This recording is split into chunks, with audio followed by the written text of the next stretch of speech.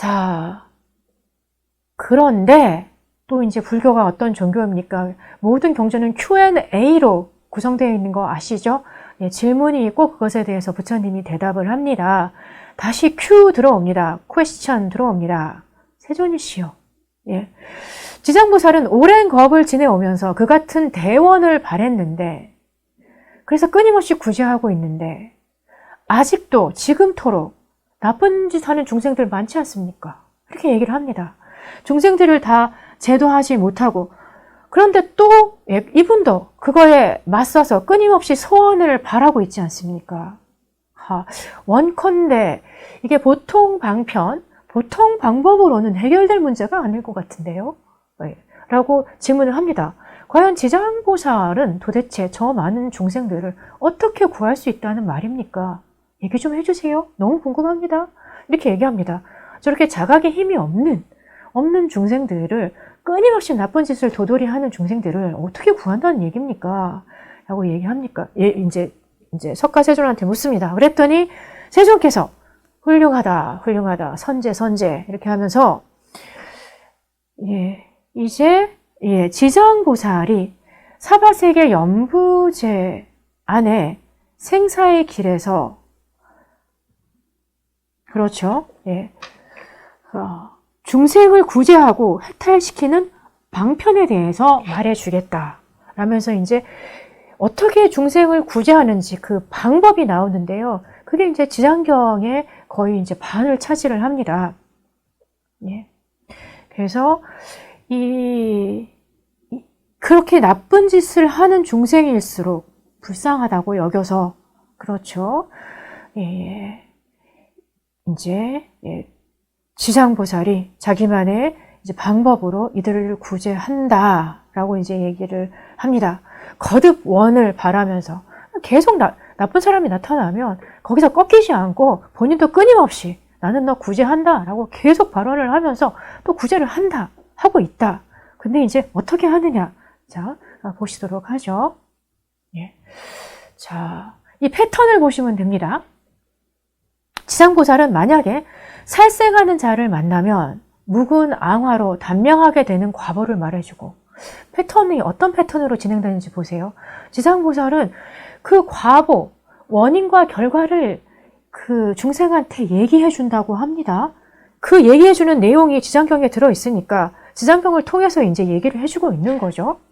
만약에 도둑질을 하는 자를 만나면 가난하고 고초받는 과보를 말해주고, 만약에 사음하는 자를 만나면 공작이나 비둘기, 원앙새의 과보를 말해주고, 사나운 말을 하는 자를 만나면 친족끼리 다투는 과보를 말해주고, 그렇죠. 제가 이제 큰 것만 이렇게 듬성듬성 읽어드리도록 하겠습니다. 중요한 것만. 성내는 자를 만나면 얼굴이 더럽게 찌그러지는 과보를 말해주고, 인색한 자를 만나면 구하는 바가 절대로 이루어지지 않는 과보를 말해주고, 그렇죠. 음식을 절도 없게 먹으면 목변이 나는 과보를 말해주고, 이제 패턴이 보이십니까? 사냥을 즐기는 자를 만나면 놀라고 미쳐서 목숨을 잃게 되는 과보를 말해주고, 그렇죠. 부모의 뜻을 어기고 행패를 부리는 자를 만나면 천재지변으로 죽게 되는 과보를 말해주고, 산이나 숲에 불을 지르는 자를 만나면 미쳐서 헤매다가 죽게 되는 과보를 말해주고, 보이십니까? 한 대로 받는다예요. 그렇죠. 보시면 만약에 살생하는 사람을 만나면 네가 죽이면 네가 죽어. 이겁니다. 살생하는 자를 만나면 너 단명해. 너도 죽어. 그렇죠. 도둑질하는 자를 만나면 네가 남의 거 훔쳐서 남 가난하게 만들었으면 너 가난하게 태어나. 이렇게 얘기합니다. 한 대로 받는답니다. 그렇죠. 그 다음에 인색한 자를 만나면, 인색한 자는 그 어느 누구도 남이 원하는 대로 해주지를 않아요. 뭐 정신적으로나 물질적으로나 하게 해주지를 않아요. 그러면은 그 사람은 태어날 때마다 본인이 인색하게 굴었으므로 자기가 구하는 바가 절대로 이루어지지 않는 과보를 말해주고, 구하는 것보다 다 인색한 사람만 만나서 절대로 자기 하고 싶은 대로 해주지를 않는 거예요. 자, 그 다음에 사냥을 하면 어떻습니까? 이게 뭐 화살이나 이런 거 총이나 팡 쏘면 대상이 너무 놀라가지고 미쳐서 날뛰다가 죽죠. 그래서 사냥을 즐기는 자를 만나면은 놀라서 미쳐서 본인도 갑자기 놀라서 목숨을 잃게 되는 과보를 말해주고, 그 다음에 이제 산이나 숲에 불을 지르면 그 안에 많은 식물, 동물들이 펄펄 끓다가 죽습니다. 그래서 이렇게 불 지른 사람은 본인이 미쳐서 헤매다가 죽게 되는 똑같은 그 에너지의 패턴을 한 대로 받게 된다. 그 다음에 부모에게 행패 부리는 자를 만나면 내 생에 바꿔 태어나요. 내가 네 부모가 되고 네가 내 자식이 되고, 전생에 맞았어? 이번 생에 패. 이런 식으로 바꿔 태어나서 서로 때리고 맞는 그런 윤회의 굴레 속에서 벗어나지 못하는 그런 과보를 말해주고, 그물로 새끼를 잡는 자를 만나면 고륙간에 이별하는 과보를 말해줘. 내가 그물로 새끼를 잡아서 저 엄마랑 새끼를 떨어뜨려 놨어요. 내가 다음 생에 태어났는데 내 부모랑 계속 이별수가 있는 거예요. 그렇죠? 그래서 한 대로 받는다. 겉모양은 달라도 그 안에 흐르는 에너지는 똑같다. 이렇게 얘기합니다. 삼보를 헐뜯는 자는 눈 멀고 귀 먹고 벙어리 되는 과보를 말해주고, 여기는 쭉 읽어보세요. 어떤 중생들이 흔히 짓는 그런 불선업들 또는 악업들이 있는지, 그러면 그 에너지 패턴 그대로 어떻게 그것을 고스란히 받게 되는지 쓰여 있습니다. 그렇죠. 서로 생명을 다치게 하면 서로 윤회하면서 갚게 되는, 서로 안갚음하게 되는 과보를 말해주고, 또 아만이 높은 자를 만나면 아상, 잘난치 않은 사람, 남들 다 막 하인이랑 무슨 뭐 시다바리처럼 보고, 그러면 미천한 종의 신분으로 태어나는 과보를 말해주고, 이간질해서 남 싸움 시키면은 자기 그 친척들이랑 가족들끼리 계속 이간질해서 싸우는 그런 에너지의 소용돌이에서 못 벗어나는 그런 과보를 말해주고, 그렇죠. 이렇게 이제 속세의 중생들이 몸과 업과 뜻으로 짓는 악업의 결과로 받게 되는 100,000가지 응보를 이렇게 대충 말하였는데, 대충 말해도 이게 항목이 되게 많습니다. 이렇게 말로도 해주고, 실제로 이제 지옥에 가서 구제도 해주고, 지장보살은 여러 가지 100,000개의 방편으로 교화하고 있건만, 이런 중생들은 먼저 이 같은 보호를 받고 난 뒤에는 지옥에 떨어져 여러 겁이 지나도록 벗어날 기약이 없다. 이런 까닭으로 그대들은 사람을 보호하고 나라를 보호하여 저런 중생들이 다른 중생을 미혹하지 않도록 해라. 그렇죠. 이런 한 대로 받는다라는 인과의 이 철칙, 진리를 이제 지장보살이 말해줬으니까 이거를 널리 퍼뜨려라. 그래서 다시는 이런 악업을 못 짓게 해서 예방해라. 이제 이런 얘기를 하고 있는 겁니다. 그런데도 무수한 중생들이 끊임없이 이 같은 원인과 같은 보호를 주고받는 것을 도돌이 하고 있고, 지옥에서 벗어날 기약도 없어서 지상보살이 역시 끊임없이 고생하고 있단다. 이 말을 듣고 사천왕이 그 모습이 너무 감동스럽기도 하고 고통스럽기도 해서 눈물을 펑펑 흘리면서 슬피 탄식하면서 합장하고 물러갔다라고 합니다. 그렇죠. 이렇게 열심히 구제를 하는데도, 말을 해주는데도 끊임없이 무명소의 중생들은 도돌이를 하더라. 악업의 과보, 지은 것과 받는 것의 원칙. 자, 여기서 이제 원칙을 말씀드리겠습니다. 물론 제가 말씀드릴 게 아니고요. 저는 부처님 말씀을 아주 잘 정리해서 열심히 소화를 시켜서 이제 엑기스를 뽑아서 잘 정리해서 전달해 드리는 역할이기 때문에, 자, 잘 정리를 해서 전달을 해드리면요, A 하면 A 한답니다. 이게 기본 넘버 원입니다.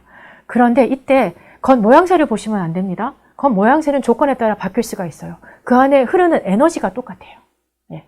같은 에너지를 받습니다. 후려치면 후려치는 에너지를 받는데, 딱 내가 A라는 사람을 쳤다고 해서 A라는 사람한테 꼭 받지는 않습니다. 그 에너지가 돌고 돌아서 당장 당시가 아니더라도 다른 사람한테 후려침을 당할 수가 있습니다.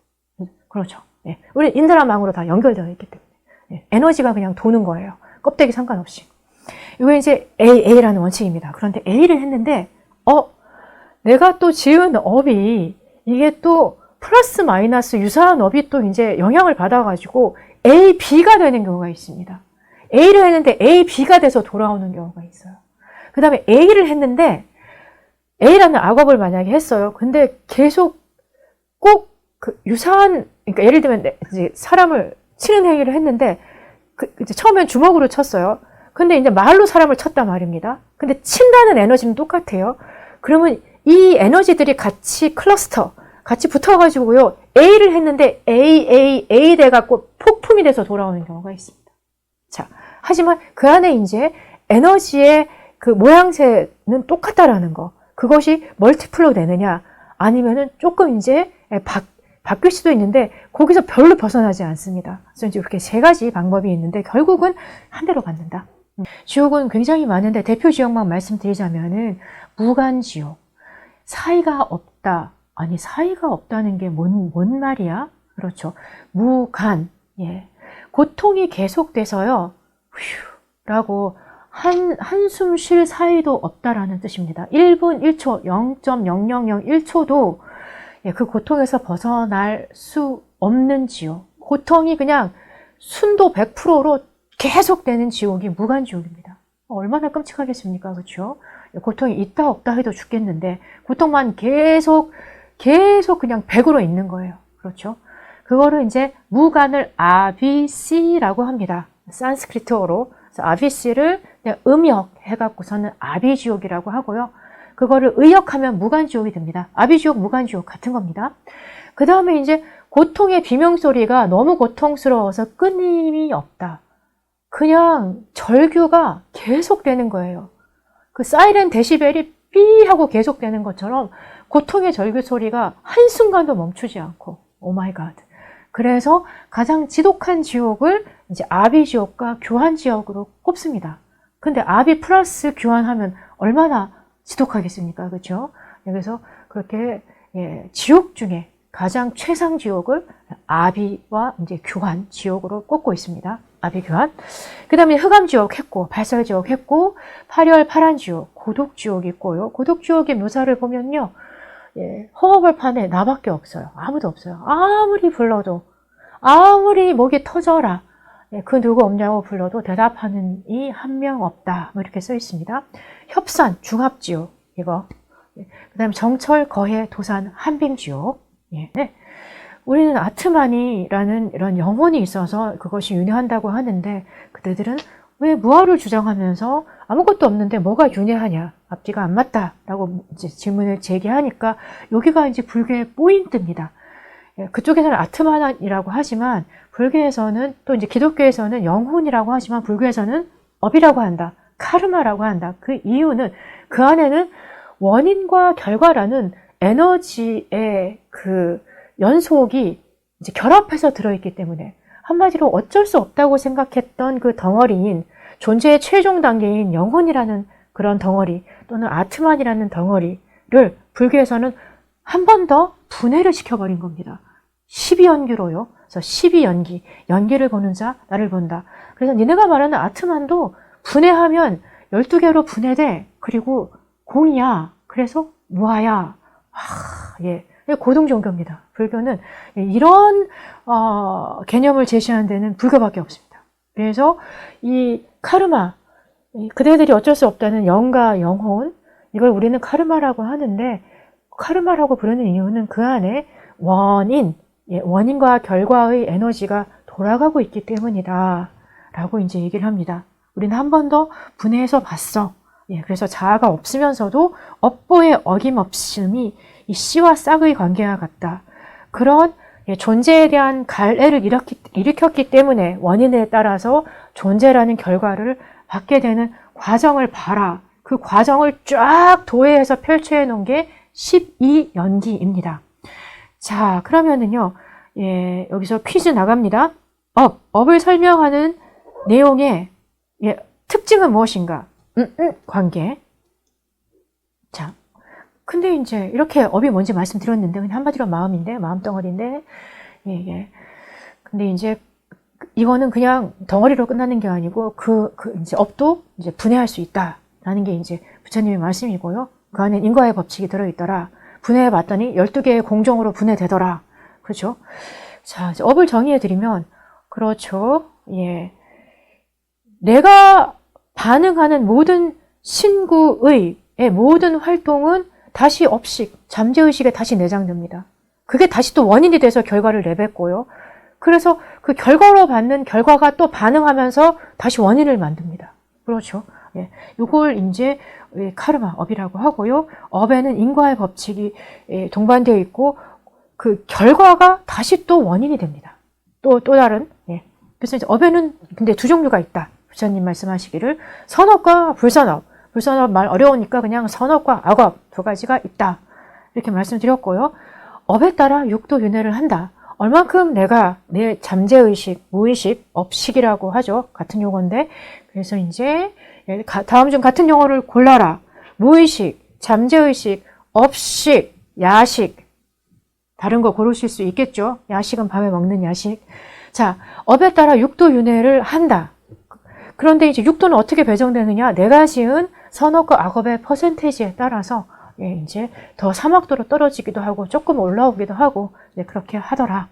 자, 그래서 이제 청정업을 지으면은 극락세계를 체험하고 부정업, 밤에 먹는 야식. 자, 업에 따라 육도윤회를 한다.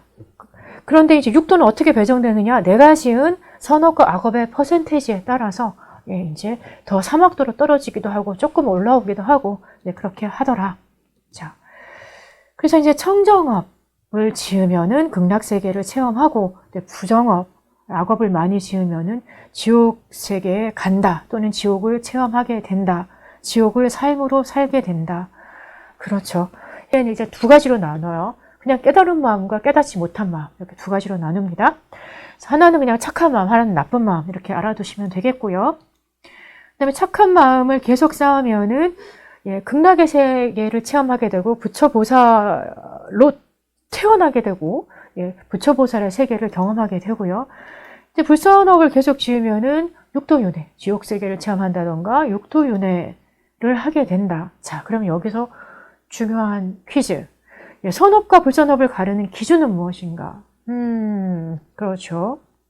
자, 그럼 제가 여기 와서 강의를 하고 있습니다. 선업, 불선업. 선업? 많은 사람들을 위해서 좀 부족하지만 열심히 제가 아는 한도에서 열심히 강의를 해드린다. 이게 어디가 불선업이야? 선업이지. 그런데 자, 또 다른 입장에서 본다면은 예를 들면 제가 아들한테 밥도 안 해주고 나왔어요. 그렇죠? 아침, 점심 다 안 해줬어. 그렇죠? 아들의 입장에서는 엄마가 지금 부재한 거예요. 배고파 죽겠어요. 그렇죠? 아들의 입장에서는 엄마가 한 행동이 선업일까요? 불선업일까요? 불선업이라고요. 감사합니다. 그런데 그렇죠. 자, 그러면은 과연 내가 한 행동이 나는 선업이라고 자처하지만은 예를 들면 그렇죠. 유명한 학자 같은 경우에는 정말 그 공부에 몰두하느라고 가족을 등한시하는 경우가 있습니다. 그쪽에서는 큰 업적을 이룬 것처럼 보이지만 실질적인 삶에 있어서 어떤 사랑도 예를 들면 가족한테 베풀지 않았어요. 그러면 이 학자는 선업이 더 많을까요? 불선업이 더 많을까요? 그 다음에 주로 어머님들이 잘 하는 말씀이 있습니다. 내가 다 널 위해서 희생한 건데. 그 어머님은 그냥 선업 100%겠네? 그렇죠? 과연 어머님이 한 희생은 선업일까요? 불선업일까요? 아들을 억압한 것일까요? 아니면 희생한 것일까요? 그렇죠. 자, 선업과 불선업의 기준은 뭘까? 요거는 극락토를 할 때보다 상세하게 설명을 해드리겠습니다. 선업은 공덕이 됩니다. 공덕은 한마디로 인생 미천, 삶의 미천. 다음 생에 이 공덕을 미천으로 더 수행해 나갈 수 있는 발판인데요. 근데 불선업은 공덕이 하나도 안 돼요. 겉모양으로는 선업으로 보일지언정 이게 공덕이 하나도 안 되는 경우가 굉장히 많습니다. 그냥 그라운드 제로이거나 이러면 마이너스 통장이거나 그렇습니다. 자, 그러면 어떤 거는 공덕이 되고 어떤 공덕이 안 될까요? 그 다음에 자칫 악업으로 보였는데 어마어마한 공덕이 되는 경우도 있습니다. 많은 희생자를 구하기 위해서 본인이 특정한 사람을 희생시킨 거나 아니면 본인이 희생하거나 그렇죠. 자, 그러면은 공덕이 되느냐 안 되느냐, 선업과 불선업을 가르는 기준은 각성, 알아차림이 있느냐 없느냐가 요것의 판가름이 됩니다. 예. 각성, 예. 자각, 예. 불성이라고 하죠. 부처님의 마음. 이 사티가 있는 상태에서 행위를 하면 그건 다 공덕이 되고요. 사티가 없는 상태에서 행동을 하면 다 공덕이 안 됩니다. 딱히 악업은 아니더라도 예, 선업이 안 되는 거죠. 다 그냥 불선업의 카테고리에 들어갑니다. 자, 그래서 이 알아차림을 완성시키는 거를 저희가 바냐 바라밀이라고 합니다. 그리고 이 수행법은 예, 부처님께서 대념처경 뭐 이런 것에 잘 설해 놓으셨으니까요. 살펴보시고요. 예, 요거는 또 이제 예, 기회가 되면 또 이제 설명을 해드리고요. 그 내용을 지금은 이제 불교 미술 시간이니까 다시 이제 지옥도로 돌아가서 돌고 도는 생사윤회 자기 업을 따르오니, 그렇죠. 많이 들으셨죠. 영가 전에 생사윤회가 뭐를 따른다? 자기 업을 따른대요. 그렇죠. 그래서 인과의 법칙이야말로 모든 현상의 본질이다. 그렇죠. 그렇죠. 선업을 지으면 선업의 과보를 받고 불선업을 지으면 불선업의 과보를 받는다. 부정적인 느낌을 계속 느끼면 부정적인 느낌을 느낄 수밖에 없는 상황이 계속 오고, 자기가 부정적인 상황이라도 긍정적으로 생각하고 긍정적으로 받아들이면 긍정적인 현실이 온다. 뭐 이런 얘기를 부처님께서 이미 하셨습니다. 그래서 이제 악업의 인과 치장경 봤고요. 그 다음에 이제 해탈장업론, 깜뽀빠. 그러니까 이제 이 스님께서 말씀하신 예, 내용을 살짝 보도록 하겠습니다. 깜뽀빠는 이제 티벳에서 굉장히 유명한, 뭐 우리나라로 치면은 뭐 나홍 선사님만큼이나 유명한 그런 이제 스님이신데요. 깜뽀빠 스님, 특히 이제 티벳 불교, 이 티벳 스님들은요, 특히 사후 세계에 대해서 이제 통달하신 분들입니다. 죽어서도 깨어있는 의식으로 자기의 죽은 그 의식 덩어리가 어떻게 이제 전개되어서 다시 몸을 받는지, 예, 그걸 관찰하고, 그거를 이제, 예, 그거 뭐죠? 티벳 사자에서로 쓰신 분들이 이 티벳 스님들이죠. 예. 죽어서 어떻게 되는지 그 과정을 직접 보고 썼는데 뭐 할 말 없죠. 예.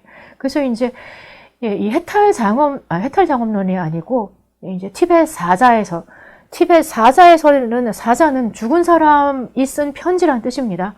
티벳 스님들이 이제 죽어보고 책을 썼으니까 예, 할 말이 없죠. 그래서 이제 거기 이제 그 티벳 사자에서를 읽어보시면은 죽은 다음에 나의 이 의식 덩어리가, 업식 덩어리가 어떤 과정을 거치는지 상세하게 나와 있고요. 그 이제 의식이 거치는 단계마다 코칭이 들어갑니다. 이렇게 해라, 저렇게 해라. 아니 근데 그렇죠. 예, 살아서도 뭐 좀 1시간 앉아있기가 힘든데, 그렇죠. 죽어서 참 되겠습니까? 내 의식을 관찰하면서 그 단계에 그런 현상이 일어날 때마다 이렇게 하고 저렇게 하는 게 쉽지 않겠죠. 예, 그런데 어쨌든 죽은 다음에 예, 가이드북입니다. 자, 그런데 이제 티벳 사자에서 못지않은 유명한 책 해탈장암론의 업과 그 과보에 대한 명상 수행을 보면요. 불선업 10가지 분류, 살생 도둑질, 성적인 부정행위, 거짓말, 이간질하는 말, 거친 말, 욕설, 한담, 잡담도 이거 굉장한 예, 업이 되더라고요. 탐욕, 유해한 생각, 남 못되라 하는 생각, 예, 잘못된 견해, 사견, 예, 예, 자, 이런 것들이 이제 불선업 10가지로 분류되는데요. 뭐 이거 지장경에 나오는 얘기랑 다 겹치는 얘기입니다. 예. 그래서 이제 업의 에너지가 세 가지로 전개된다. 이분들은 수행해보고 정리한 게 내용이 똑같아요. 보니까요. 업의 에너지가 3개로 전개되는 거를 이제 대충 보고 정리를 해놓으신 건데요. 이거 지장경에도 나오는 얘기랑 예, 완전 거의 동일합니다. 이숙과 자신의 한 행위가 숙성되어 가지고 형태가 다른 결과물로 와요. 하지만 그 안에 들어있는 에너지는 예, 질량 불변의 법칙 똑같다라고 말씀드렸고요. 예. 예를 들면 제가 저희 집 애한테 이제 침을 팍 튀기면서 잔소리를 하고 집을 나왔는데 바로 앞에 트럭이 지나가다가 모래알을 저한테 확 뿌리는 거예요. 그런 식으로 겉모양은 달라도 제가 팍 튀긴 침에 분산되었던 그 잔소리의 그 파장의 에너지가 이렇게 해서 이제 벌써 돌아오는 거죠. 예. 이런 식으로 한 행위가 숙성이 돼가지고 형태는 다르지만 들어있는 내용은 똑같다. 그 다음에 등류가 저지르는 원인과 유사한 가보. 요거에 이제 A 하면 A 한다. 한 대로 받는다. 즉 가해자가 피해자가 된다. 그냥 친 사람이 그냥 당사자한테 맞는다. 이거고요. 예. 1번은 당사자한테 안 맞고 다른 사람한테 맞는다. 요거고요. 쉽게 말씀드리자면. 그 다음에 증상과 악업이 진행된 결과로 내게 돌아오는 것. 제가 악업을 하나 지었는데 야금야금 또 다른 악업을 지었어. 근데 악업의 파장이 유사해. 이것들이 들러붙어요. 그래갖고 이게 폭풍이 돼갖고 어느 날 갑자기 그냥 들이닥치는 경우입니다. 뭐 삼재에 들었다 뭐 이런 얘기 하죠.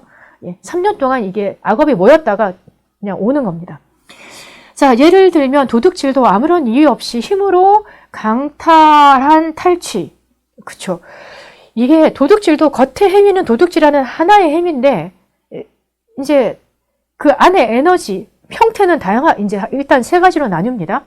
아무런 이유 없이 힘으로 강탈한 도둑질, 그 다음에 아무도 모르게 남의 것을 훔친 도둑질, 그 다음에 물건의 길이나 무게 등 기만적인 장사할 때 많이 이렇게 속이죠. 기만적인 탈취 등으로 나뉘는데 이런 도둑질의 업은 세 가지 과보로 자신에게 돌아오는데 보십시오.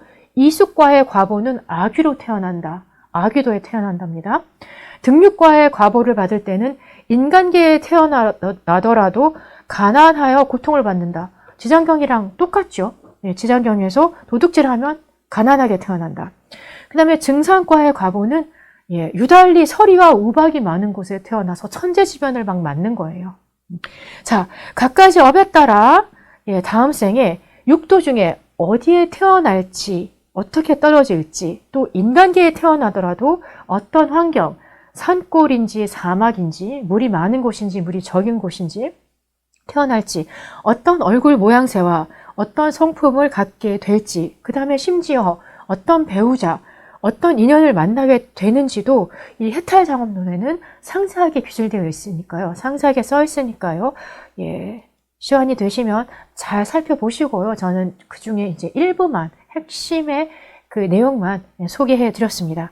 그리고 이제 업과 그 과보의 관계에 그 1번지가 아까 이제 지장경, 이라고 이제 말씀을 드렸고요. 그 다음에 이제 초기 불교 경전 중에 이 업과 윤회, 업과 그 과보의 내용만 발췌해가지고 그 방대한 니까야에서 업과 윤회에 관련된 것만 뽑아가지고 발췌해 놓은 게 지금 보여드리는 이 업과 윤회의 법칙, 이 비매품인데요. 어떻게 이제 구하실 수 있으면 좋겠습니다. 이 업과 윤회의 법칙이라는 책이고요. 또 이제 이 서양에서 지나 서미나리라는 이 학자가 이 20세기 최고 영성가라고 꼽히는 에드가 케이시의 윤회라는 그 내용을 이제 정리해 놓은 책이 있는데요. 이것도 이제 인과응보의 실제 사례를 아주 적나라하게 정리를 아주 잘 해놔서 소개해 드립니다. 저희가 그 과보를 시공을 초월해서 봤습니다. 300년, 심지어 600년, 700년 전에 지은 과보도 현재 받기도 하고요. 그런 인과관계들을 쫙 많이 정리해 놓은 것이 요 이제 책이어서 이제 재밌어서 추천드립니다. 자, 여기서 이제 퀴즈 나갑니다. 심오한 퀴즈. 과보는 언제 받는가? 언제 내게 닥치는가? 아까 말씀드렸듯이 바로 직후에 받기도 하고 며칠 지나서 받기도 하고 아주 큰 이제 불선업, 악업 같은 경우에는 뭐 300년, 400년 뒤에라도 그 과보를 받습니다. 근데 이게 어떤 거는 뭐 몇 초 뒤에 받고 어떤 거는 수백 년 뒤에 받고 그게 룰이 있을까요? 언제 받을까요? 당연히 룰이 있습니다. 언제 받을까요? 힌트를 드리겠습니다. 박효신의 야생화 가사. 하얗게 피어난 얼음꽃 하나가 차가운 바람에 숨어 있다가 아직 필 수 있는 과보 인연을 못 만난 거죠. 한 줄기 햇살에 몸 녹이고 그렇게 너는 또 한 번 내게 온다. 눈물 머금고 기다린 떨림 끝에 나를 다시 피우리라. 하나의 꽃이 다시 필 수 있는 과보, 씨는 있는데 원인은 있는데 그것의 결과, 꽃은 언제 피는가? 그 다음 또 하얀 나비라는 노래가 있습니다. 꽃잎은 시들어요. 네, 슬퍼하지 말아요. 때가 되면 다시 피니까요. 자, 여기서 과보는 언제 받는가? 내게 언제 닥치는가? 정답. 조건이 될 때입니다. 네, 시공을 초월해서 조건이 될 때. 이제 하나의 꽃이 피려면 아시다시피 햇살이라는 조건이 있어야 되고 온도라는 조건이 있어야 되고 그러면 피죠. 악업도 마찬가지입니다. 아주 큰 악업인 경우에는 굉장히 그 몇백 년 인터벌 걸러서 받는 경우가 많습니다. 이게 너무 큰 악업이라 조건이 안 되거든요. 그런데 300년, 400년 뒤라도 그 악업이 다시 발생할 수 있는 조건이 되면 그 유사한 어떤 에너지가 오면 그것이 빵 하고 과보로 닥치게 됩니다. 자, 정답은 부처님께서 하신 말씀, 연기, 조건이 될 때, 이것과 저것이 만나는 조건이 될 때, 시공을 초월해서 온다.